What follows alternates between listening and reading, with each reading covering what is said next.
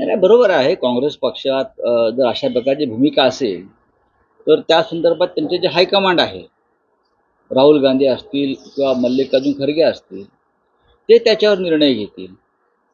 हिसकावून घेऊ असं जर काँग्रेसचे अधिकृत कार्यकर्ते बोलत असतील तर ते नाना पटोले यांच्यासाठी त्यांच्या प्रतिमेला महाविकास आघाडीचे नेते म्हणून फार डॅमेजिंग असं मला वाटतं. कारण आघाडीमध्ये अद्याप कोणी काही बोलत नाही. किंबहुना शिवसेना पक्षप्रमुख उद्धव ठाकरे यांची भूमिका स्पष्ट आहे. चेहरा जरूर ठरवायला पाहिजे.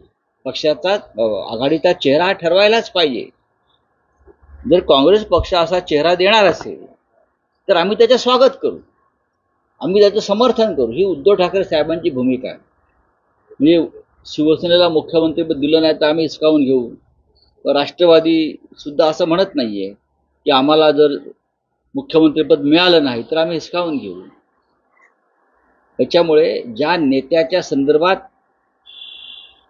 अशा प्रकारचं वक्तव्य केलं जातं त्या नेत्याला अशी वक्तव्य अडचणीची ठरू शकतात.